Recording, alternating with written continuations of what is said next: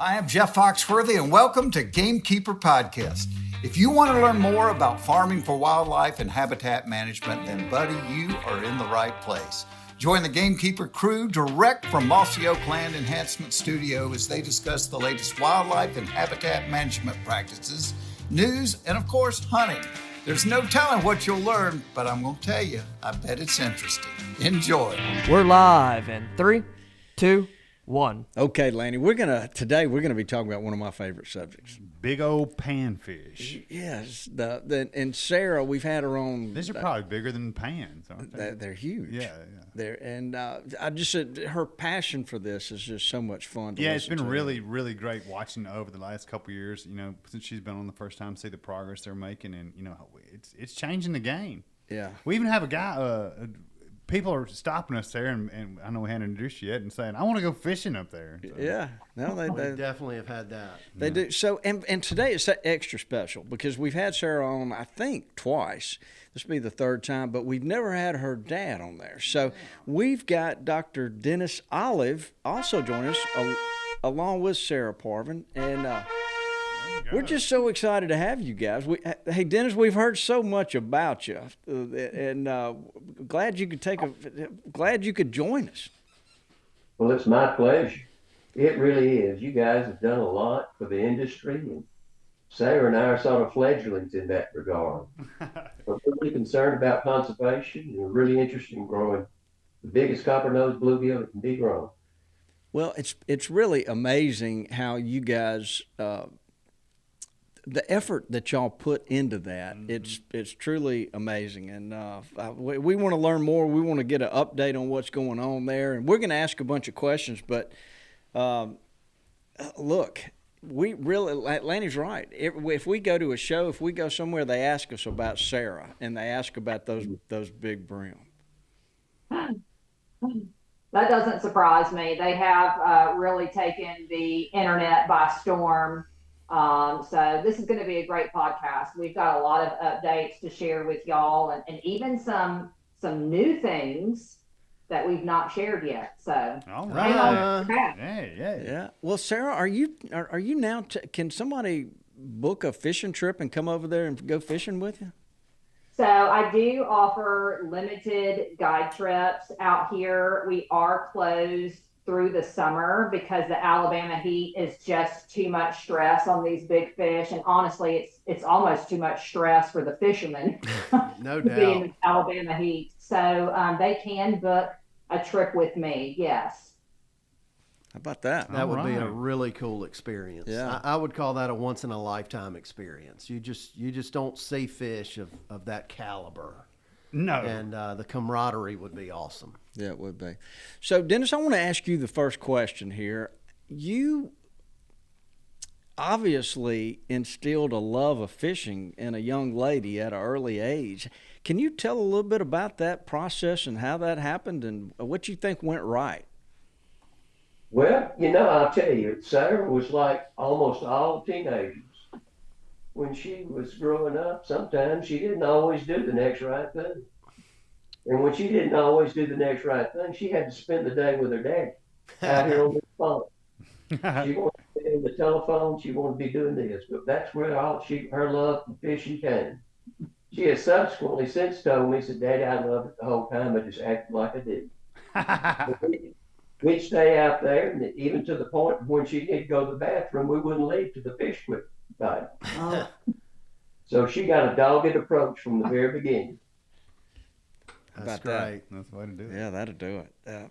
I mean, it's we see little boys. It seems like it's just like so easy to get them excited about hunting and fishing, for the most part. Yeah. But little girls just a little bit different. Yeah, you're a pro at this. But I think you can go too far sometimes. Yeah, you might have taken it a little over the line. And Sarah's out there as well. But wow. Yeah, we've all kind of talked about that. Like, we discuss on the podcast, what's the proper way to bring a kid up in the outdoor world, and Lanny's like, yeah, my dad would leave me for hours in the cold. I'm surprised I still like it. 100%. And I was the same way. We would go on a duck hunt and not even see a duck, and I'm really surprised it took with me.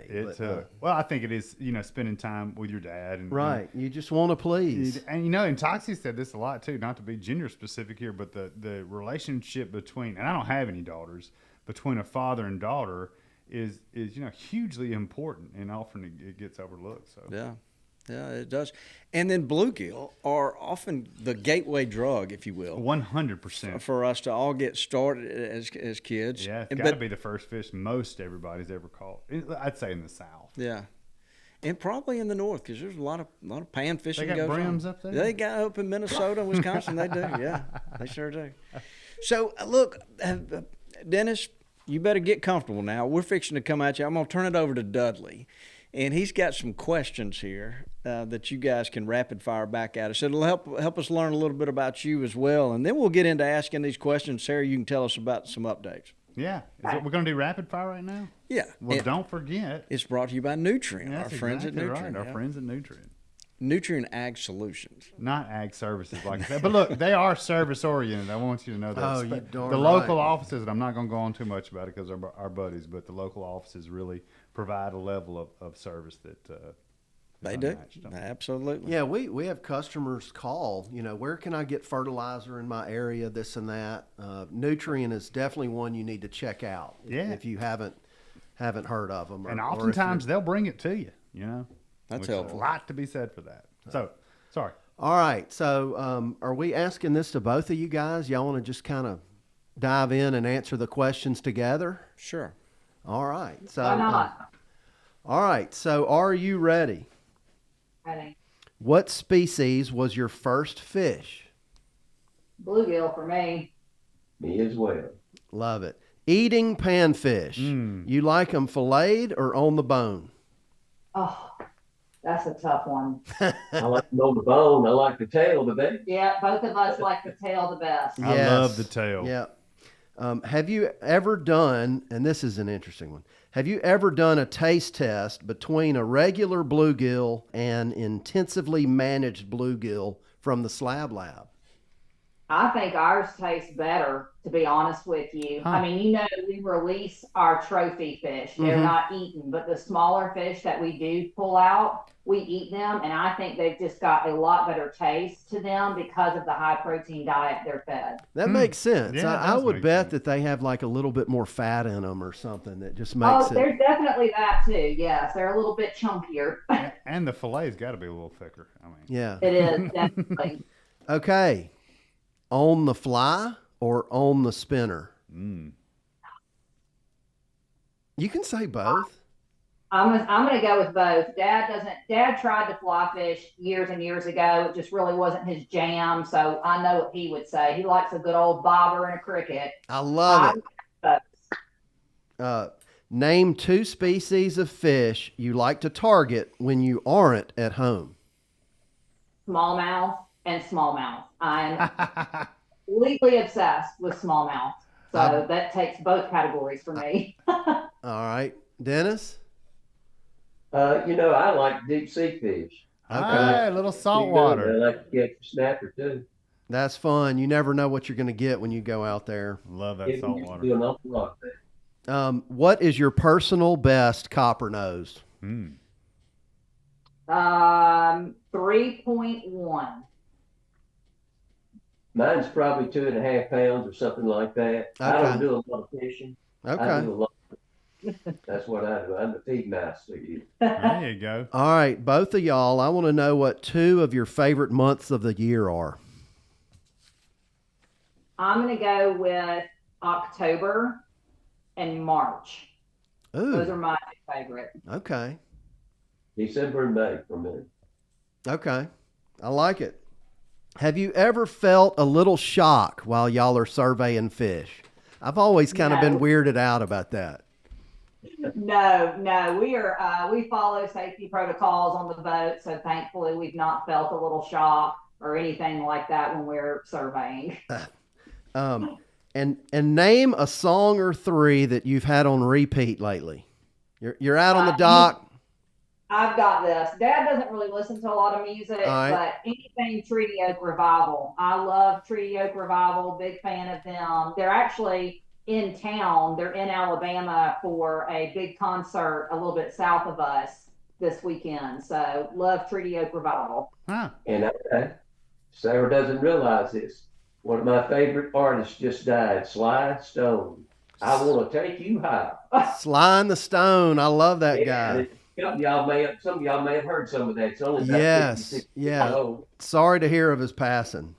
Yeah. And then last but not least, name 2 artificial baits you can count on pretty much year round for big bluegills. Just 2. I have recently gotten this Japanese bait out here. It's a tail gunner, and it's a 2.5-inch swim bait. And my giant bluegill absolutely hammer it. Okay.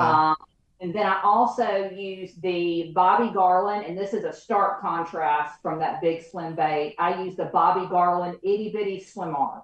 Okay. And that thing, I've caught bass on that. I think it's like an inch and a quarter. I mean, it's tiny. And I can use that 12 months out of the year out here and catch a fish. Okay. I've heard a lot of good things about that brand. So we need to check into that.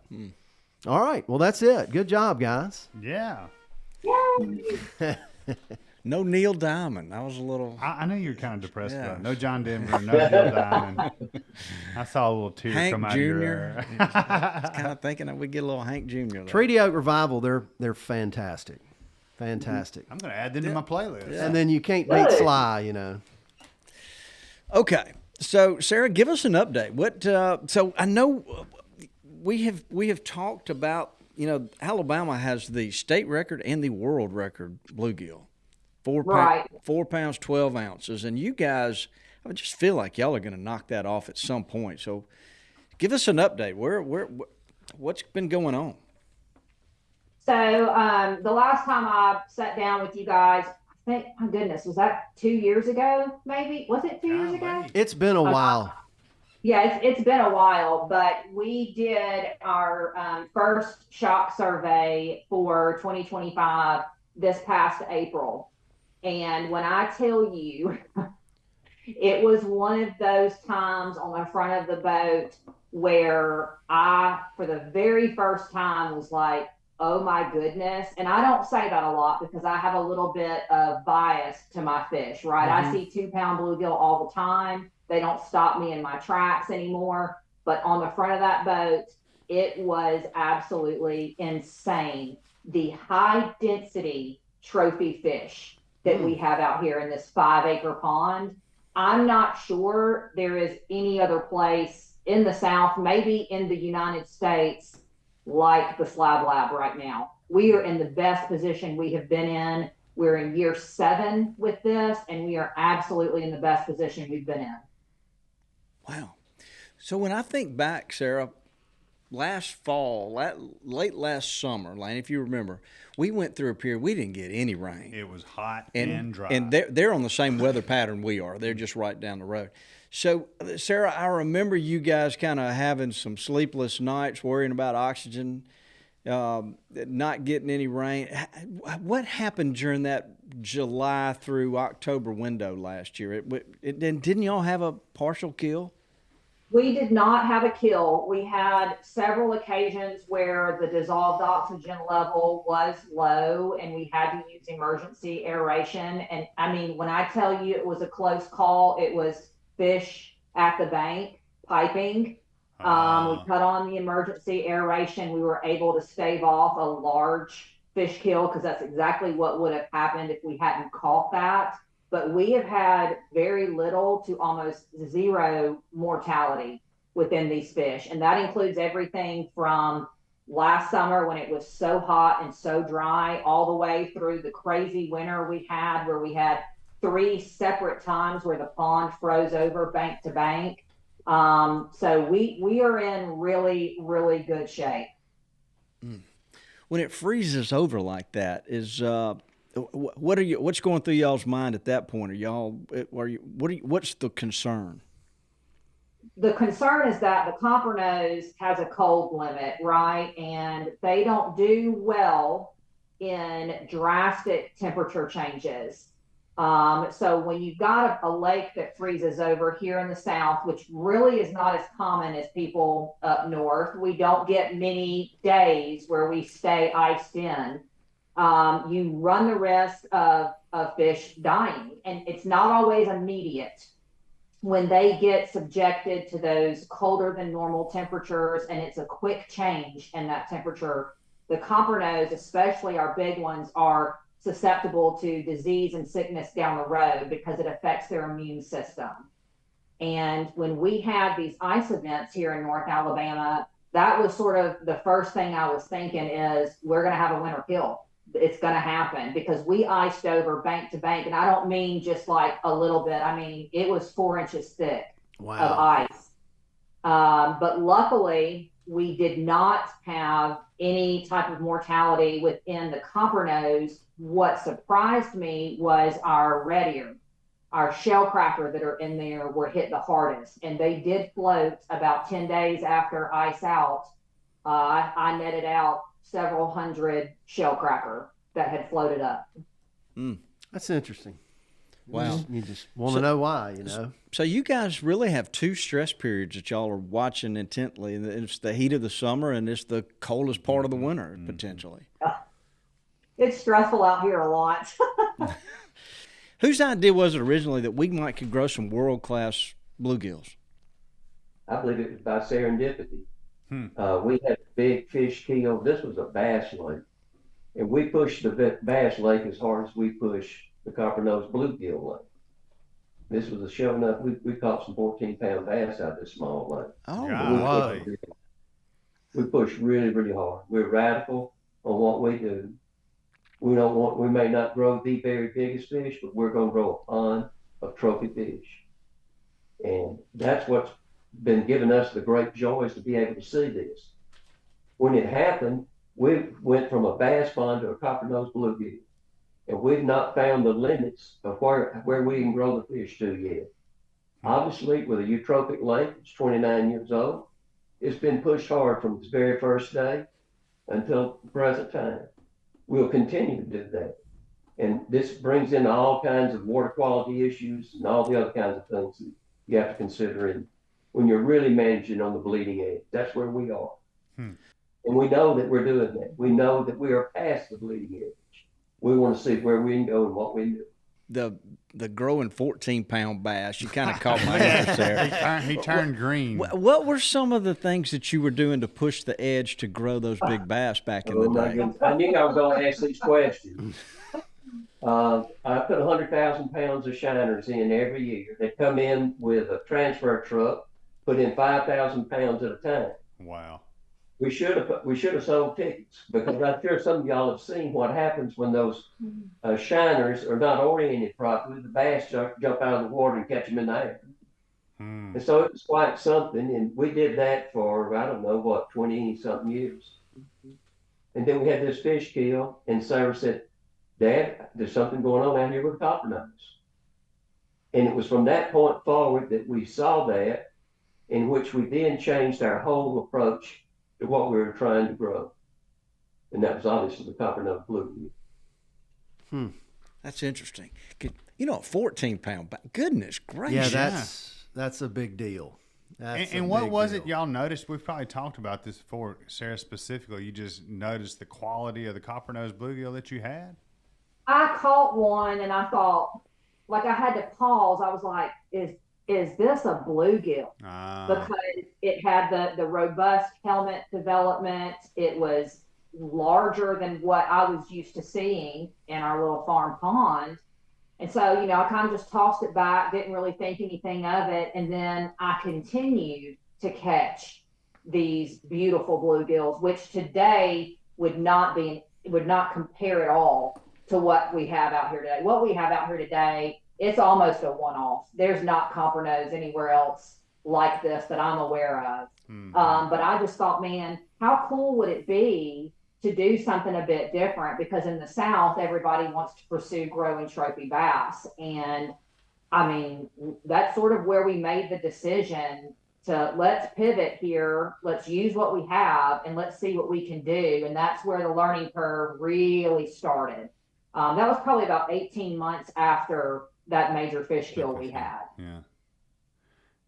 Cool. Can you? And I think we've talked about this before too. But can you give us a little more specs on the pond too? I know it's about 28 years old. It's about a little over 5 acres. What about depth? The average depth is 6 foot. The deepest point is 9 foot, and it's a real small area that's 9 foot out there.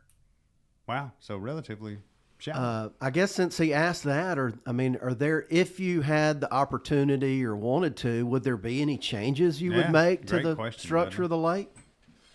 I'm going to be honest with you. I don't think so. Mm-hmm. I don't think that this water, as big of a pain in the rear as it is, there's something to this water, this pond that continues to produce the results we see. And I mean, if it ain't broke, don't fix it. I'm not real sure I would make any structural changes or anything like that. Now, Dad will probably have a different answer.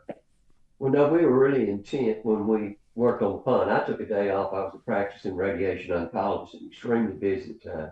I took a day off and I got out there with the track hole pumps. We cut every kind of whoop-de-doo you can imagine in there. We put in 100 tons of riprap, 100 tons of pea gravel, 100 tons of sand. And at that time, there were no synthetic mossy oak-like structure stuff. We put in a bunch of trees, and we just cut the bottom all to pieces. We've been really, really serious about this from the very inception. Mm-hmm. Yeah, it sounds and like we're really serious about fish. Yeah. When I can finally get this company stood up and so forth, we're going to really get serious. We'd like to get with y'all. We'd like to get with the guy that just recently met, Dr. Ben Beck. He was a Google scholar. He's head of USDA, the Fisheries Division at Auburn. There's several other folks. We'd like to talk about, and what I do, I use AI. I'd like to develop some things in terms of feeding fish. Everything I do out here is observation. I don't even know if it actually meets what are called scientific standards today, because I don't spend much time there. I'm busy otherwise. But we're real serious about being in the fish business and hope we have to do it right one day. I think y'all pretty serious about everything. I mean, it kind of looks like. Is there anything else? I mean, obviously we got the fish thing. You're a practicing, radio oncologist. I mean, is there anything else you get this passionate about? We're more serious about Jesus Christ than we're anything. Amen. Blow the horns there, Mitchell. Come on, that? bro. That's all American. I love it. That's great. Yeah, that really is. Well, look, I know y'all work with, we've for a long time we've had a relationship with the American Sport Fish guys down there in Montgomery, and when they come up there and see what y'all are growing, they travel all over the South managing ponds. What do they attribute your success to, Sarah? Is it the water, or is it y'all have got really good dirt right there, or combination? Really, it's never going to be just one thing. When you have high density trophy fish like this, it's going to be a combination of things. It's going to be all the ingredients mixed together. We obviously have a very heavy feed program as well. We feed high quality feed to these fish. It makes all the difference in how rapidly they grow, how long they can survive, even down to their reproductive ability. The water itself is the biggest concern, and may also be the biggest advantage to us because it's so nutrient rich. That has two sides to that coin. You've got the ability to feed fish immediately as they hatch out of the egg. And then you've also got the issue where it can go too far on that bloom, and you've got harmful algae blooms, and you've got, high pH, you've got high nitrogen, high phosphorus, all these different things that can cause your water to become inhabitable. It can't hold oxygen. It is no visibility, all these things. So we are a little bit more dialed in this year on that than we were even last year. And so far, as we sit here right now, entering summer, we do not have blue-green algae. We've got up to a foot of visibility in most areas around the pond, and it's just that rich emerald green. It's not fluorescent yet. So That's We're good. very So, fortunate to have partnered with American Sport Fish. Sean McNulty has just been unbelievably good to us. We're so thankful for him and what they represent. And if any of you know Sean, you know he's a man of few words. And this guy, he epitomizes what we have here. He said, there is no place on planet Earth like the Slab Lab. He's all over Texas. He's in Georgia. He's in about 6 states. He does this for billionaires. He's done this for the biggest of the big. This is his statement, not ours, but we certainly appreciate it. Wow. You know, I will say, guys, that it's just become abundantly obvious to us through the years that you know, we're friends with those guys. There's a lot of fish pond managers around, and the one thing I've noticed is that there's so much to manage in a pond. I would encourage somebody to engage a fish pond manager, biologist, to kind of help them with it, because you know, when they explain how the pH changes during the day, it's different in the morning than it is in the evening. There's a lot of factors that you just can't kind of Kentucky wind it that the yourself. average guy doesn't think about. Yeah. So, kind of like growing a plant in a container. There's a lot more to it than growing one out in the dirt, you know. So, Sarah, well, we're in a good position. Sarah gets a lot of attention, and she gets to refer Sean and his company, American Sport Fish, to many people. We've never heard anything but wonderful things about the kind of work they do, and we've experienced it ourselves. Yeah, I believe that. Well, hey, Sarah, what kind of feeders are y'all using out there?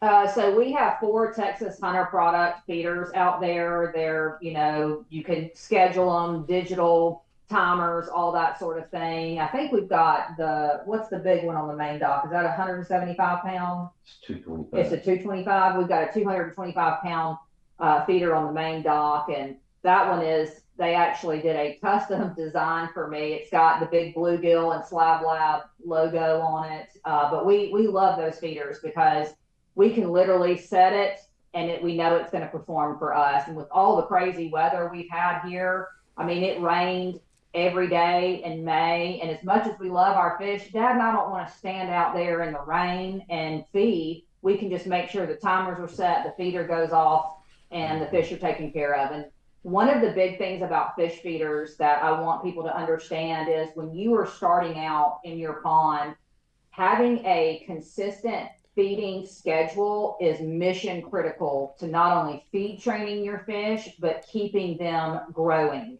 Especially if you're feeding bluegill, even if it's for forage base for bass, having those feeding schedules dialed in is the biggest key to success for continuing to put mass on your fish out there. That makes a lot of sense. I mean, I know you're trying to grow big bluegills, but you know, folks that are trying to grow big bass, if those feeders are timed, then those brim are going to go to that feeder at a certain time, and the bass are going to know that time. That's and exactly so right. That's probably going to cut back a lot on their energy usage if, you know, they can go and feed heavily just a couple times a day or whatever, compared to constantly having to hunt for food and using energy. I don't know. Right. Yeah, that Makes sense. to me. Yeah, it does. Yeah, it does. So, Sarah, you said you've got some like news that nobody else knows about. Ooh. What's we love some. Love that. But Dad just got nervous. He's like, "Oh, do I even know?" So I've sort of put it out there a little bit, but we have recently confirmed that out in the Slab Lab, we have got crappie on feed. They are feed trained. They are taking feed. And this is not like, you know, breaking news, but it is very interesting because for the most part, crappie are not known to pellet feed train. Mm-hmm. There are rare occasions where it can happen, but what we have done is this past winter, I was catching a bunch of them, and if you've ever seen a fish on feed, they have a different body shape to them. It's like you just know that fish is taking feed. They've got a rounder belly. They may be a little bit taller. There's just a couple of things that my eyeballs see, and I know that fish is on feed. And I started to suspect that with the crappie. So one day, Dad and I were fooling around down on the main dock fishing. He was loading the fish feeder, and I started getting into the crappie. and I caught several back to back. But I'm like, this crappie is taking feed. And Dad said, well, let's get a knife and cut it open and see. And so we did, and we had, I think, one or two out of the handful I caught that had pellet feed in the gut. Okay. So that was kind of my first inkling that, hey, there's something interesting happening here. And then a couple of months go by, we shock in December. That's when we had our last shock survey in 2024. And Sean and I are in the boat looking at the crappie, and he was like, yeah, it's really possible these crappie are taking the feed. It's even possible the Gilcracker are taking the feed. I would be willing to bet everything in this pond is taking the feed at this point. So again, just kind of tucks that little nugget in the back of my head. Fast forward to a couple of weeks ago, I was out here filming one of our feedings, and I had it in super slow-mo on my iPhone. And I'll film for like 20 or 30 minutes just in slow-mo, and then I'll go back and review all the footage. And I noticed there were crappie coming from under the feeder and inhaling the pellet feed on top of the water multiple times. And I just thought, okay, well, this is confirmation. Yeah. These crappie are taking the feed. We were talking about this yesterday. Yes. Yes. We sure were. Yeah. And Sarah, I'm surprised y'all have crappie in the pond. Were they put in there is there a strategy to putting them in there? Well, the pond is 29 years old, almost 30. And about 28 years ago, one of my patients said, Doc, I've done you a big favor. Oh, no. I've put 50 crappie in your pond about this long. You can Oh. read the newspaper through them. Oh no. And even in the fish kills, the crappie didn't die. So one guy recommended rotenone. I said, I'm not about to rotenone that pond with what we've got in there. But somehow or another, there's a symbiosis between the bass, the crappie, and the coppernose, Yep. and the Gilcracker. Go figure. Nobody's been able to explain it to my satisfaction yet. Other than I will tell you this. I think one of the reasons why fish could possibly learn to take feed in this pond, maybe quicker than other ponds, is we use a different kind of technique sometimes to feed. We have two 10-acre paddle wheels. We cut them on and we start a circumferential hemodynamic, no, it's not hemodynamic, it's hydraulic circumferential flow around the pond. And the way I feed after the feeders go off, I hand feed. I get an en masse amount of feed that's floating. The fish just seem to not be able to resist that over, say, a handful of feed. But we have to calculate everything down to the very point because leftover feed is a nemesis for us. But all of these fish get several swipes. It goes around the pond. Like I said, just picture this, a mass of feed. And everything gets multiple exposure. If they don't take it, it's their fault, not due to the hydraulics, because everything in there is going to get multiple opportunities to feed. Interesting. So you're not using a special kind of feed that may be more attractive to the crappie. I've heard of people training. Well, I've heard of one person training bass to feed, but they were using like something like proprietary Creole in there. We have bass that feed too. These are not feed trained bass. We have bass that feed. Okay. Yeah. They usually do it when they're younger. Yeah. But I mean, when you can see these fish, it looks like it's hailing out here when we really got a good feeding going on. It's confluent. The fish are shooting water, 18 to 22 inches high. They're coming out of the water like a porpoise almost when they start feeding. It's quite a sight to see. That's incredible. Wow. I'm just shocked that you have crappie in there. I got some work to do on my lake. Yeah. Wow. We had a meteorologist from Nutrient Ag Solutions last week. And he was talking about, how the data over the years, weather patterns have gotten crazier. Storms are crazier. Used to it seemed like it rained about once a week during the summer. Now it's more spread out, but more intense. That's got to add to y'all's stress, and certainly it seems like it would make your success a little bit harder to obtain. Like, you guys are dealing with it, not raining for a couple of months in the summer. Do you think that has more of an effect on y'all's fish compared to like if you were doing this 30 years ago? Well, it may have, but to answer a more immediate question for you is we believe it actually helped us because one of the things with blue green, we had blue green early in the year like we always do, is water exchange. We've had just, unbelievable floods and downpours here. This is very, very unusual for us not to have blue green that's just taking the pond over almost by now. Extremely. We believe it's due to the amount of water that's coming into the pond and the coolness that it brings to the pond. Our water temperature I measured this morning is 81 degrees right now. So it almost seems like you have more control when it's not raining as frequently, maybe? Yeah. Okay. Well, what I got from them, maybe I misunderstood that. I was thinking that you said that you've had so much rain lately that had helped with water coming in, then that was helping keep the blue-green algae down. That's accurate. I misstated it just when Dudley said that. Thanks for correcting me on that. You're accurate. Okay. Yeah, so what happened is during the month of May, we had almost triple the amount of average rainfall here in North Alabama. We were real close to breaking an all-time record for rainfall. All of that water coming into the pond, there was a natural water exchange where the top few feet of water overflowed and out and basically cleaned the water, if you will. Okay. So that put us in great position.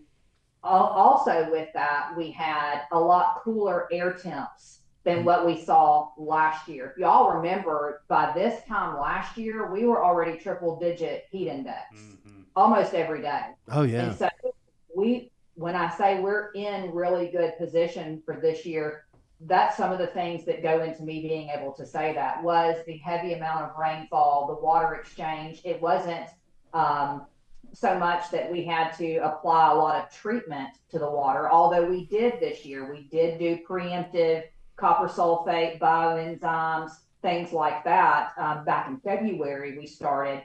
We've kind of gotten our act together, if you will. So we are more dialed in with what we're doing out there. Okay. So, Sarah, what's the heaviest, where are we at now? What's the top end weight on a bluegill?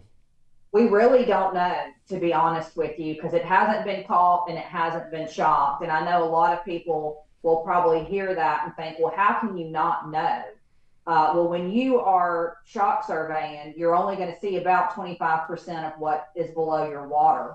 And when we did our last shock survey in April, it was ridiculous the amount of giant male bluegills that we saw.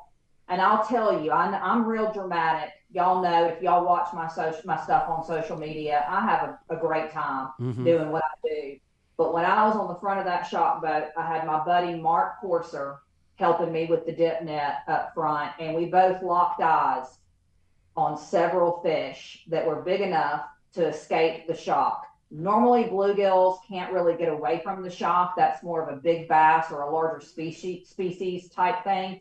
But both of us saw these fish, and even Sean, who was driving the shock boat, hollered, "There's no way that was a bluegill." And I said, that was a bluegill. It was purple. I saw its vertical bars, and it was a monster fish. And that happened to us 2 or 3 times on the front of that shock boat.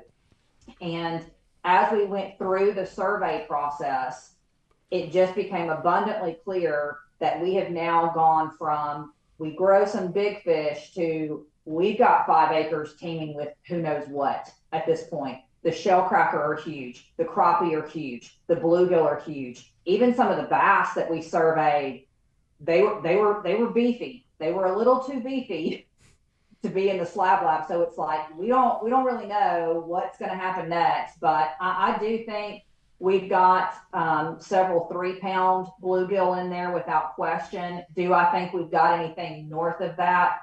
Not yet. There's not a lot of evidence as far as anybody getting even close to the 4-pound mark on Coppernose. Really, honestly, even in private waters, I don't know of many people that have got fish over 3.1 pounds as far as the Coppernose bluegill goes. I mean, a 1.5 pound bluegill is a bull brim, and it is a huge fish. Yeah. I mean, I remember when I was a kid, I caught one that was 1.25 pounds, and we got it mounted. It was a big fish, it's like you're holding a plate. But to hit that 3 mark is just, it's unbelievable. And then when you say, the world record or whatever is 4 pounds, it makes me think that that's some kind of anomaly or something. The largemouth bass record was like, 1932? Yeah. I mean, that's got to be some kind of freak of nature that's just, I mean, in my opinion, maybe it was some kind of natural hybrid and that wasn't recognized or noticed. I think that's right. I think what you just said is the biggest possibility with that fish. I've seen several taxidermy, mounts of the current world record, which is also the state record for Alabama for that bluegill. I do believe it was some sort of hybrid, because even now the Coppernose, because it's a subspecies of bluegill, is not given its own category under the International Game Fishing Association for records. It's bluegill, and then obviously we've seen the red ear that are coming out of Lake Havasu that are just ginormous. They're 5 and 6 pound, just juggernaut fish. So the Coppernose, because it's that subspecies, doesn't even have its own category. It would just fall under bluegill. So Sarah, when you guys, these bigger fish, are they male or female? They're male. That's surprising too, but a lot of times in fish, the females seem like they get to be the bigger ones. Wow, that's really interesting. Mm-hmm. I don't want to say it. It almost frustrates me or makes me mad that you have this team growing these amazing fish, and then somebody goes out on like public waters and catches a world record on a cane pole. That's just happenstance becomes huge like that. It just doesn't sit well with me. Actually think I mean, here's how I feel about it. I'm totally good with it because I just want everybody to fall in love with bluegill and let's just over the world with bluegill. Yeah. That's what I want. So I'm totally good with that. And I think, what Dad and I do out here with American Sport Fish, man, we're tapping into all different facets of the outdoors, of pond management, of fishing. Like, we have just really created this lane and we are owning it. So I am very pleased with everything that we do and what we've got coming down the pipe as well. Love it. Sarah, do you, I want to talk to you about big, and Dennis too, I want your opinion. So let's just talk about bigger brim. Do you see, is there a preference if you were just, when you're targeting those big ones, is it a swim bait? Is it a jig, or do they prefer crickets? Do they prefer red worms? Is there one thing that you say, boy, these big brim really love X? What would that be? You want to put an input in on there? What do you think? Well, I just feed the fish. I don't fish very much. I better relinquish that responsibility. Well, don't let him tell you that, because he does refer to himself as the cricket man sometimes. He loves a cricket and a bobber, and he's caught some real nice ones that way. I think the biggest thing is, you really kind of have to, like they've always said, match the hatch, right? You have to look at what are the fish feeding on naturally in your water and kind of mirror that. But I have noticed that the bigger bluegill seem to be more of the loner type. You're not going to get into a school of 3 pound bluegill out here anyway. It's going to be a one-off. You're going to get through some little fish, and then all of a sudden it's like the bite just stops because the big dog has entered the chat, and then boom, he's on that bait, whatever it may be. I do have a lot of luck throwing larger swim baits for the bigger bluegills, but that's really a couple of times throughout the year. Obviously, a red worm and a cricket all day long, you're going to have a blast out here. You'll catch more fish than you care to. So, yeah. And I tell you, if you're fishing for bass with a bangalore or something like this, you'll catch all kinds of coppernose with a face full of treble hooks. Which is why we don't allow treble hooks. Yeah, I can imagine that happening. How many times during the summer are your brim bedding? I believe these fish start bedding in February because we've seen the spawn in early March. I think it's rare. March, a little bit more. April, they're on fire. May, they're on fire. June, July, August, they go all the way unless we get into bad trouble. We've even had bedding here in the 1st of November. Is it always timed on a full moon? No, it isn't. No. There's a real fight for a place here. You know, the bigger fish are the first that bed first. As Sarah's already mentioned, these fish are so healthy, their gametes, their ability to reproduce is exceedingly high. It's a direct reflection of their fecundity. And these fish bed all the time. We can't see the bottom like we once could, but when you used to could see it, it's honeycombed. Almost the whole 4 acres is honeycombed. Wow. And of course, the big ones get the best strata to bed on, and the smaller ones have to go wherever they can go. Yeah. But it's just constant. I mean, there's just unbelievable amounts. The other thing that makes this pond very interesting is we've got a tremendous amount of gambusia. Oh, And yeah. Dr. Bruce Condello is a big, big fan of theirs. And we have become that way too. We think that is also one of the very good baits that these fish feed on consistently. Yeah, I could see that. Yeah. Lanny, are you going to ask the obvious question or do I need to? You should. Sarah, have you put a boat in with a live scope and looked around? Yes. All I right. have. Yeah. I did this past March. And when I tell you at no point in time were there less than 100 fish on that screen for 5 hours straight, I mean it. They packed in there. Not only are they big, they got a bunch of them. Like sardine? I bet that would be incredible to see Yeah, that. I'd I'd love still to be see cruising around looking in that thing. Yeah. How about that? Wow. What else we need to be asking? Last time you mentioned shocking up and catching some hybrids. Have you found any more? I know that you were really interested in that at the time, but any latest and greatest? I did see a photo on social media of some just beautiful coloration on a standard Coppernose, but what have you been seeing? So I did just recently catch a Gilcracker, which is what we call the Shellcracker and Coppernose hybrid. Okay.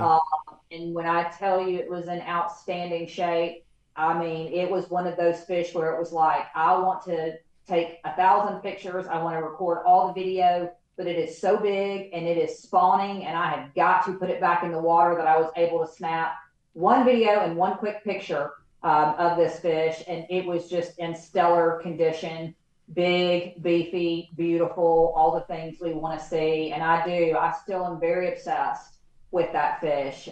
So we're still seeing those. They are considered elusive out here. Mm-hmm. I can count on one hand how many I've caught in the last 12 months.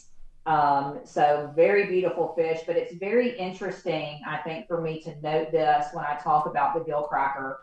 I do not see juvenile Gilcracker. I only see them once they've reached 1.5 pounds or 2 pounds. Okay. I've never caught a 5-inch Gilcracker. I've never seen it. Not shocked it, not caught it. It's unusual. Gilcracker, Lanny. It makes me want to go dig a pond and just put Gilcrackers in there. Hey, I'm kind of, Yeah. But you know, the beautiful colors, Dudley, that you mentioned, you know, the feed that we're presently using has some particulate matter in there that enhances that. Okay. It's a really good feed. We've really been pleased with. Used several really high protein feeds, Mm-hmm. but this seems to be the best that we've used. Yeah, any kind of brim, it's like looking at when you kill a real pretty turkey and you sit there and just look at their feathers and you're just in awe. The iridescence, yeah. Yeah, brim do that for me too. Yeah. It's just fascinating. I tell you, I'm kind of hung up when Mr. Dennis said that 14 pound bass. You still thinking about the green trout over there? I've laid my hands on there's an 8-pounder behind me back here. That's my bit. I don't know if that one's 8. Yeah, I promise you I weighed it. But I mean, that's the biggest I've laid my hands on. But I know how I felt when I caught that fish, and I can't imagine a 9 or a 10. And then he's talking about 14. I just can't wrap my mind around that. You know, it was like an unbelievable young war in the springtime when this pond was relatively new. The bass grew dramatically because there was tons and tons. We fed the brim back then. All we feed was catfish food. That's all we had. That's all we knew.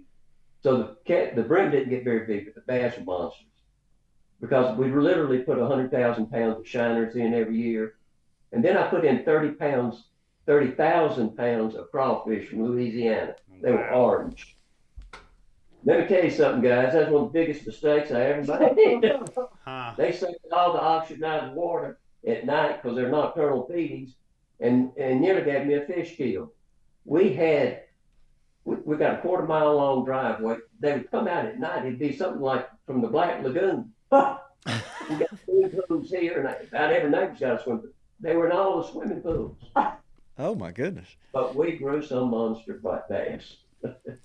How about Sean that? just heard that, Sean McNulty, and he kids me about it. Yeah. But we believe in getting after something if we can. Yeah. I bet you could run an orange crankbait at that time, and then they'd break your Yeah. wrist. For sure. Wow. All right. Sarah, is there anything else? As if that isn't enough. I did want to talk really quickly about, I want to kind of go back to the crappie for just a second because I left out an important observation that we made when we did the shock in April. We actually shocked up a crappie that was 2.7 pounds, but it was only about, 13, 14 inches long? Oh, It was wow. only about this long. And when I tell you it was built like a football, it looked like one of the Slab Lab Bluegills. It was just as tall as it was long, and a very impressive fish. And so we were on the front of the boat, and I showed the fish to Dad, and I said, what do you want to do? Do you want to release this fish back to the pond, or do we want to cull it? Do we want to harvest it out? And we made the decision to release that fish back into the pond and just sort of see what happens. So there may be more to that story to come down the road, but it was such an impressive crappie that I just couldn't part with it. And so Dad was on board, I was on board, even Sean McNulty was on board and said, put it back in the pond, and we did. That fish was released. And that's further evidence they're taking feed. Yeah. It was brightly colored. All of our crappie have become brightly colored. Their habitus has changed. Their body, the way they look, their structure has totally changed. That's what Sarah and I started seeing to begin with. These crappie, they've never been anything. They've been just exactly like they were when they put in there. So thin you could read the newspaper through them, about 5 inches long and thousands of them. And they just changed dramatically in about a year and a half time. That's wild. Have you guys ever tagged a fish that you've caught that you know? We used to tag all the bass. We've not tagged a single coppernose. Okay. Wow. Well, I tell you, the more I learn about what y'all got going on, the more impressed. I've got to go up there at some point. Oh, I know you want to go up there. Hey guys, we'd love to have y'all come. Seriously. We would. Well, I mean, but y'all are. Y'all be welcome. I'm just fascinated with what y'all are doing. You know, you're trying to grow the biggest bluegill, but you're having just as much fun with all the other species in the lake too. Exactly. And that just kind of, I don't know. It tells me something about you guys. I love it's really seeing impressive. the innovation and then pushing the limits. I mean, you know, that's what well, it's so about. all that's impressive. It really is. But You're still hung up on that 14. Well, I'm hung up on that, but I love looking at the screen, and I love seeing a father and a daughter, No doubt, doing something together, and they're so passionate about it. And it's just look, my hat's off to you guys. Thank you. Well, I'll be honest with you guys. You know, if we were not standing this medical device company up, things would have been a lot different. I'd have gotten Sarah a marketing person. I'd have got her this. I'd have got her that, and it wouldn't have been hands-on. She and I have to work on this every day. And it's not, I shouldn't say have to, we choose to. And it's just been absolutely delightful. It's given my relationship with my adult daughter a whole new depth I never even considered. So it's just been wonderful. That's great. Sometimes when you don't have all the money that you once had, you go back to the roots of like my ancestors. They were pretty poor folks. They worked pretty hard. And that's how we live today. But we're mighty blessed in the process. Right. I tell you, for us, there's nothing like getting your hands dirty. I mean, it's just not. Yeah, that's right. Wow, that's such good stuff. Why don't we look? We always ask a trivia question. Let's ask them a trivia question. And Lanny, I'm going to say this because we've got a doctor on here. We decided to go with a really deep, One question. that I would never get. Yes, a very cerebral question. So our trivia questions are brought to you by Peanut Patch. Do you guys like to eat Yeah, boiled do y'all peanuts? like boiled peanuts? We Yeah, we love love boiled peanuts. Oh, we're going to fix them up, too. We'll send you some. Yeah, our buddies at the Peanut Patch, they got original, they got hot and spicy, and they got the new buffalo. Is it buffalo chicken? I don't guess so. It's buffalo. Buffalo flavored. They're delicious. They're delicious, We'll get yeah. y'all some cans sent over there, too. Yeah. You know, you ought to just put one of them regular flavored ones on a hook and see if you can I catch bet a you can catch bluegill on one, it. Yeah. Just for the heck of it. So I'm going to turn it over to Mitch. Well, first off, we have Turkey Dog Man, who won the prize today. And what is that, Bobby? Turkey Dog Man? Turkey Dog Man. Turkey that? Dog Man. Interesting name. Yeah, I've always it wanted, is. the fall turkey hunt with a dog. It's pretty cool. So for the next 6 weeks, the company Bones, and that's Bonzzz, they make these great shoes. Slippers. And they have flip flops and a bunch of Yeah, stuff. there's a tread on the bottom of them too. So, Yeah. And they're in Bottomland. They're really cool. Go to Bonezz. 3 Z's. 3 Z's. Like the www. .com. That's a lot of Z's. That is a They lot are of great Z's. looking shoes. So we're going to give those away as prizes. If you leave a review, you got a chance to win one. Yeah.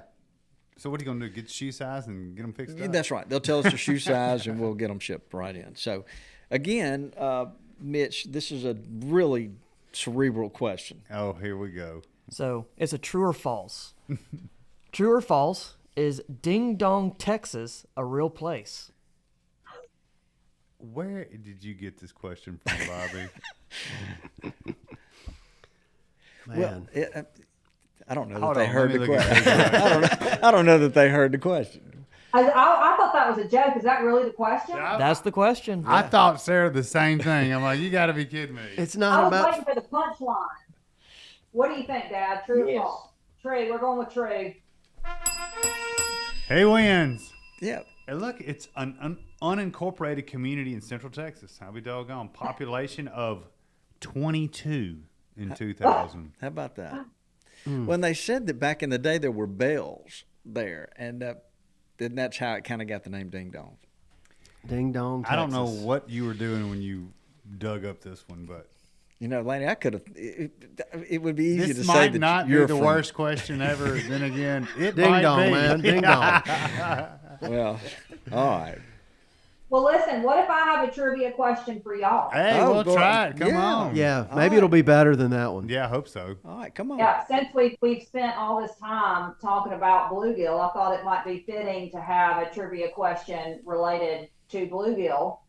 So, do any of y'all know how many days does a male bluegill guard the nest? Is it pretty finite? I guess so, if you're asking that question. It's pretty finite, yes. Huh. Yeah. You know what finite is, I Bobby? do know what finite All right, is. good. Yeah. I'm just gonna throw out 5 days. Oh, I was going longer than that. I was gonna say a lot longer than that. I'm gonna back up a little bit. Yeah. I'm gonna go 17. Yeah. Okay. And I was right in between them. I was thinking 9 or 10, somewhere right in there. Bobby, if I had a gift, you would win it. So, God, no. we're still 100%. Woo! Yes, we Killing are. it, Bobby. We are. All We right. are. Yeah. Wow. Well, Sarah, we always enjoy having you on here. Mr. Dennis, Yeah, thank it's you for being on. It's a privilege to meet you. Yeah. I feel the same way, guys. And again, please come and see us sometime. Yep. It's not a Hollywood salutation. We really mean it.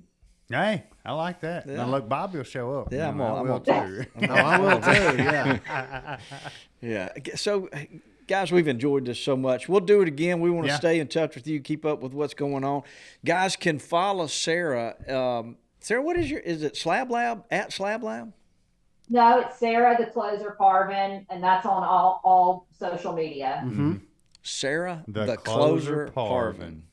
Yep. You can see a picture of those bluegills she was talking about too on there. You sure Pretty can. amazing. Guys, I would follow it. It's just it'll make you want to go fishing. No doubt about it. It sure will. That's what it does. So the television show is by the time this comes out, it's going to be on the on Outdoor air, that's Channel right. Tuesday Tune on nights. Yeah, we did one with Sarah Yeah. one time. It was a really good show. So Talking about all the wildlife management stuff. yeah, we appreciate everybody listening. It's always a lot of fun, and Good podcasts like this where we get to see a father and a daughter, those are really special. We enjoyed this so much, Sarah. Thank you so Thank much you. for having us. Absolutely. God bless America. There God we go. bless America. There And we I'm go. sure y'all are about to go get right back to work, too. Yep. Lots, Yes. to Right. do. Lots to do. That's Probably right. worried about what's going on out there. Why don't you say goodbye, Dudley? Goodbye, Dudley. Get us out of here, Mitchell. Thanks for tuning in to this week's episode of the Gamekeeper Podcast, and be sure to tune in again. Subscribe to Gamekeeper Farming for Wildlife magazine, and don't miss the Mossy Oak Properties Fistful of Dirt podcast with my good buddy, Ronnie Cuz Strickland.